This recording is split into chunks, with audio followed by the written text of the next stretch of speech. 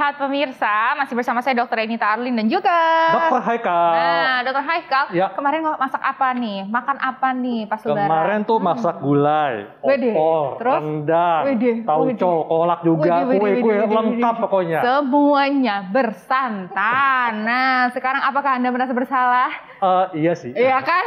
Tapi memang kalau kita membahas tentang bersantan, itu Yes. kan identik dengan penyakit-penyakit seperti diabetes, Betul. kolesterol tinggi, hipertensi, dan sebagainya. Betul, Tapi kita nggak ya. bisa hindari itu saat lebaran nih, Nggak Dr. bisa, Arlin. iya. Dan Nah. apakah ini sepenuhnya kesalahannya si santan, ya Betul. kan? Nah, sudah bersama kita Dr. Jualita, spesialis gizi klinik. Halo, Dok. Halo, apa kabar? Halo, baik. Hai, Dr. Haikal. Iya. Sehat, Dok. Kemarin lebaran Sehat. masak apa nih? Kalau dokter gizi ke lebaran masaknya apa tuh, Dok?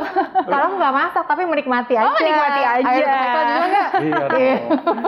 Dok, Nah, ini terkait santan nih, Betul. Dok, yang lagi terkenal, yang lagi viral karena kemarin habis lebaran. Makanan bersantan ini lebih cenderung tidak sehat. Ini fakta atau mitos, Dokter? Fakta deh. Fakta.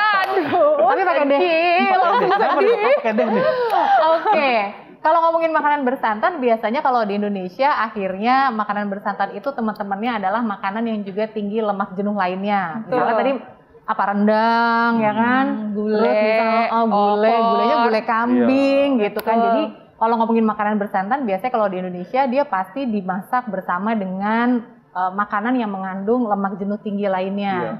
Jadi biasanya pertama tinggi kalori, Betul. ya kan? Terus yang kedua, kayaknya kalau lebaran itu harusnya cuma 2 hari, tapi makanannya bisa 5 hari nggak sih? Dipanasin lagi ya. Betul, ya masih ada stok gitu ya. Karena kita semalamannya pas lagi malam takbiran, wah masaknya pakai centong gede biasanya kan. Bisa buat 5 hari nggak kelar-kelar gitu kan? Akhirnya makanan itu jadi dipanasin terus, Betul. gitu. Nah kalau dipanasin terus, efek kesehatannya ada lah ya jeleknya. Nanti kan bahasnya kan bukan yang sekarang. Yes, betul. Dok, kan selain makanan, santan juga ada dalam bentuk minuman. Nah, ini kayak cendol, Dok ya, kayak cendol. Ya. Kemudian juga, oh ya banyak deh. Nah, katanya, Dok, kalau santan yang tidak dimasak dengan suhu tinggi lebih sehat untuk dikonsumsi. Ini fakta atau mitos, Dok?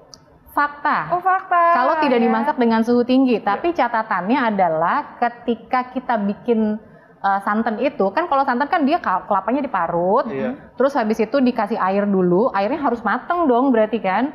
Kemudian sebelum membuatnya cuci tangan juga jangan lupa, ya kan? Karena kan santan itu kan cairan tinggi lemak, itu gampang banget dihinggapi sama bakteri. Makanya sebenarnya proses pemanasan pada kalau orang bikin santan itu proses pemanasannya ditujukan untuk mematikan bakteri itu sehingga masa simpannya lebih panjang, Dok. Kan sekarang juga ada yang kemasan, itu kan dia juga mengalami proses kan, gitu supaya masa simpan atau shelf life-nya itu lebih panjang. Nah, kalau kita mau konsumsinya mentah atau misalkan kita panaskan tapi cuma sebentar, berarti harus dipastikan pada waktu marutnya, kemudian meres santannya itu harus dalam kondisi yang memang bersih. Bersih Oke. steril ya. Oke. Nah. Nah, Dok, ini kan santan kan banyak di kambing hitam kan ya, Dok ya. Tapi saya tuh dengar ada rumor-rumor bahwa sebenarnya tuh santan tuh ada kok nilai gizinya. Sebenarnya apa sih, Dok, nilai gizinya Ada, nih? sebenarnya banyak. Jadi santan itu 90% isinya adalah lemak jenuh, tapi jenisnya adalah lemak yang namanya asam laurat, lauric acid. Iya. Lauric acid ini sebenarnya kalau di penelitian itu banyak dia bisa meningkatkan sistem imun tubuh, punya sifat anti-inflamasi, sifat antibakteri, anti jamur, tapi masih dalam penelitian. Gitu. Jadi sebetulnya lemaknya adalah lemak jenuh tetapi yang jenisnya namanya MCT, si lauric acid itu MCT, medium chain triglyceride. Jadi asam lemak rantai sedang. Iya. Efek bagusnya kalau asam lemak rantai sedang ini bisa memberikan energi lebih cepat karena dia penyerapannya pun lebih mudah. Pertama itu. Terus yang kedua, dia juga mengandung kalium, mengandung magnesium. Jadi sebetulnya untuk kita lihat komponen satu-satu sebetulnya bagus. Tetapi sayangnya karena lemak itu kan kalorinya besar, sehingga ya makanan bersantan identiknya adalah makanan yang berkalori besar. 100 gram santan kalorinya kira-kira 230 kalori. 100 gram itu kira-kira Kira-kira kayak setengah gelas. setengah gelas Setengah ya. gelas belimbing kalau kita bilangnya zaman dulu ya. gelas Setengah gelas belimbing. itu kira-kira 100 gram, kalorinya 230. Oh, kalorinya udah 230. Wow, lumayan ya. Makanya Lumayan kalau ya. makan opor atau makan lontong sayur tuh, sayurnya itu jangan diseruput semua kuahnya. Biasanya kan sampai di Iya. minum banget tuh Apalagi kayaknya. kalau pedes gitu kan kayaknya.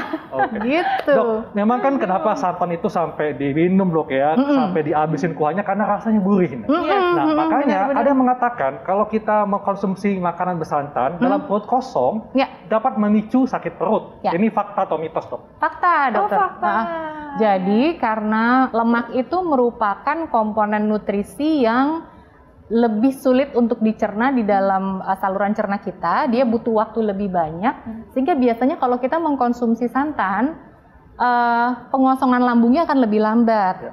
Jadi kalau apalagi orang yang punya sakit GERD, kan sekarang lagi ngetren banget ya bahas GERD gitu ya, sebaiknya menghindari makanan yang berlemak tinggi termasuk santan. Jadi kalau lagi buka puasa, buka dulu sama sesuatu yang hangat, yang bisa mengisi lambung dulu. Baru kalau mau makan yang bersantan boleh-boleh aja. Iya betul ya, sama kalau pas lagi lebaran ngelihat udah di situ, aduh opor ayam, tahan dulu. Tahan dulu, apalagi ya. kalau habis puasa seharian kan perut kosong. Betul, waktu lebaran gini ya, abis sholat ya kan datang langsung wah gitu. Pengennya ya. buru-buru. Tapi kadang tuh yang nggak bisa dihindari adalah kalau ditawarin makan ketika kita berkunjung ke rumah tetangga kan. Benar. Benar ya. Nah, oke nih, penderita diabetes nih dokter, ini katanya tidak boleh mengkonsumsi makanan bersantan. Ini fakta atau mitos dokter? Tapi jangan dijawab dulu dokter. Saat lagi kita akan kembali tetap di Hidup Sehat.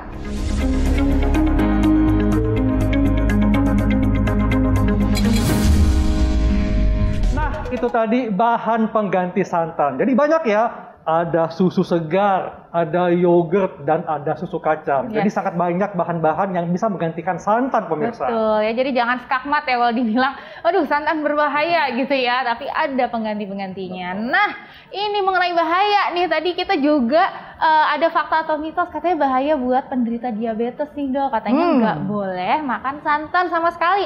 Ini fakta atau mitos dokter? Mitos. Jadi boleh nih, boleh. Tapi ada syaratnya kan? tapinya. Ya, pengertiannya dulu nih, pengertiannya dulu. pengertian. Jadi gini, orang diabetes kan yang paling kita takut adalah ketika lagi lebaran terus gula darahnya naik kan. Yes. Nah sebenarnya kalau ngomongin tentang indeks glikemik dari suatu makanan gitu ya, kemampuan makanan itu meningkatkan kadar gula darah. Sebetulnya justru ketika makanan kita konsumsi dengan komposisi yang lengkap, ada lemaknya, ada protein, ada sayur, justru kemampuannya dia naikin gula darah tidak secepat kalau kita makan tanpa lemak. Gitu, karena itu udah penelitiannya. Tapi lagi, ya, karena mayoritas isi dari santan adalah lemak jenuh yang memang dalam rekomendasi banyak banget tuh harus dibatasin, ya kan kita harus mengikuti rekomendasi dong, Iya, betul. harus dibatasin, maka kita harus tahu berapa banyak sih kita boleh makan santan. Jadi kalau kita mengikuti panduan untuk diet 2000 kalori kira-kira, maka pembatasan lemak jenuh kalau kita hanya menghitung dari santan aja, maka dalam sehari hanya boleh konsumsi sekitar 50 gram. Kalau 50 gram berarti 1/4 gelas belimbing tadi. Boleh konsumsi santan dalam sehari segitu dong? Boleh. Itu orang normal atau orang dengan Orang dengan diet 2000 kalori. Rata-rata ya, rata-rata lah orang dewasa Iya. diet 2000 kalori. Yes. Maka kalau lemak jenuhnya hanya diambil dari santan, dia boleh konsumsi 50 gram kira-kira. Oke. Nah, dok, bagaimana dengan penderita tekanan darah tinggi? Sebaiknya hindari konsumsi makanan bersantan. Ini fakta atau mitos, dok? Fakta. fakta. Jadi pada dasarnya orang dengan tekanan darah tinggi bisa disertai dengan penyakit lain, gitu kan? Nah, biasanya disertai dengan kolesterol tinggi, kemudian bisa juga ada diabetes juga, sama seperti tadi. Maka sebaiknya kalau memang tekanan darahnya sudah tinggi, kita batasin konsumsi santan. Bukan artinya tidak ada sih makanan di dunia ini yang mutlak nggak boleh dimakan. Ngerti ya? Jadi nggak ada tuh yang mutlak nggak boleh dimakan. Tetapi yang ada adalah dibatasi dan tahu batasnya berapa. Jadi hanya diatur takarannya, dok. Ya? Kasian dong nanti pas lebaran. Iya. Ya? Pas lebaran semua makan, kita nggak makan.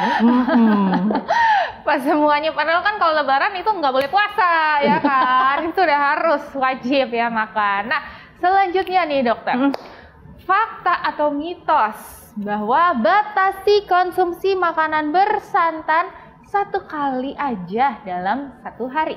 Ya, ini fakta atau mitos, dokter? Fakta. Fakta. 1 kali dalam sehari, tapi nggak menyebut porsi tadi ya? Iya sih. Karena kalau penelitiannya, Dokter Arlin, penelitiannya kalau orang makan makanan bersantan dalam 1 minggu lebih dari 3 kali, ternyata berhubungan sama resiko kejadian penyakit kardiovaskular, penyakit jantung dan pembuluh darah. Nah, berarti kalau misalkan kita mengandaikan ya udah deh, boleh 1 kali sehari makanan yang bersantan, tapi lihat lagi porsinya, ya jangan 50 gram tadi. Kalau 50 gram akan kelebihan dong. Iya.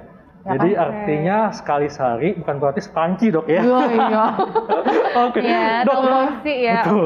Terkait dengan pemanasan, Dok ya. Karena kan stok banyak nih lebaran ya, masaknya banyak, masih ada sisa gulai, sisa opor. Nah, kalau dipanaskan lagi, itu apakah boleh atau akan meningkatkan kadar kolesterol jahatnya? Biasanya sih makin gurih tuh. Iya, ini. Jadi ini emang apa ya, praktek yang selalu dilakukan gitu guys. Betul. Nah, ada 2 hal ketika kita memanaskan santan. Yang pertama, di dalam makanan berlemak itu kan bentuk lemaknya namanya trigliserida. Ketika dia dipanaskan maka dia akan terurai jadi asam lemak bebas sama gliserol namanya. Nah, si asam lemak bebas ini sebetulnya bisa merusak berbagai hal dalam tubuh kita karena dia gampang bereaksi dengan yang lain gitu. Misalnya dia akan mempengaruhi produksi gula di liver sehingga akhirnya orang itu jadi rentan untuk jadi diabetes mellitus. Terus yang kedua, dia juga bisa meningkatkan ketika dia dipanaskan terus, maka senyawa peroksida yang sifatnya adalah radikal bebas kan dia merusak, dia toksik. Nah, kalau itu dilakukan terus-menerus secara akumulatif, bisa aja misalnya kolesterolnya jadi tinggi atau bahkan ke depannya bisa jadi kanker, pemicu kanker gitu. Jadi saran saya kalau kita mau makan makanan yang bersantan, ketika dimasak taruhlah di dalam porsi-porsi yang mau dimakan sekali makan. Sisanya boleh taruh di kulkas dulu. Yang belum dimasak tuh ya, Dok ya? Yang udah dimasak apa Dokter Arlin? Gitu. Jadi makanan yang udah matang kita bagi-bagi ke dalam kontainer-kontainer yang kira-kira untuk 1 kali makan tuh segini nih. Oh gitu. Habis itu simpan dulu di kulkas. Oke. Kan dia bisa bertahan sekitar 5 hari kalau makanan matang. Betul. Habis itu baru secara berkala kita keluarin terus baru dipanaskan lagi. Jadi 1 kali aja manasinnya. Ya, jadi atau ya Dok ya. Betul ya. Nah, atau ya kalau masaknya ya jangan banyak-banyak juga ya ibu-ibu. Betul. Sebutuhnya aja kira-kira ya aja. Kan. Betul.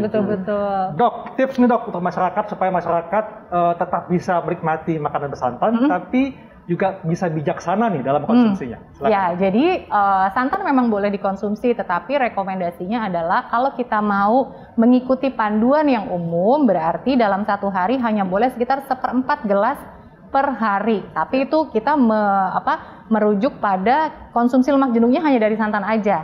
Jadi sebaiknya kurang dari 50 gram tadi, ya. Kemudian pada waktu kita mengkonsumsi makanan bersantan, jangan seruput semua kuahnya, karena pasti kalorinya akan besar. Betul. Ambil aja proteinnya misalnya ya, kemudian sayuran yang ada di dalamnya.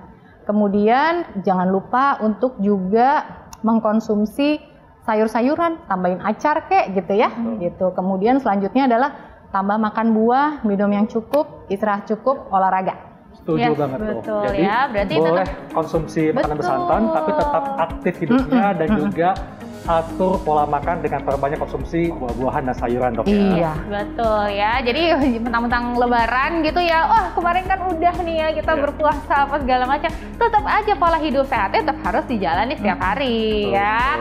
Oke, terima kasih banyak Dok, Wah, informasinya ya sangat bermanfaat sekali ya, Dokter Haikal. Betul. Dan gak terasa ya 1 jam kita sudah membahas semua hal ini dan saatnya kami pamit undur diri. Yes, dan jangan lupa selalu saksikan Hidup Sehat TV One tiap hari Senin sampai Jumat jam 9 pagi sampai jam 10 pagi hanya di TV One. Saya Dr. Haikal. Saya Dr. Renita Arlin. Indonesia hidup sehat.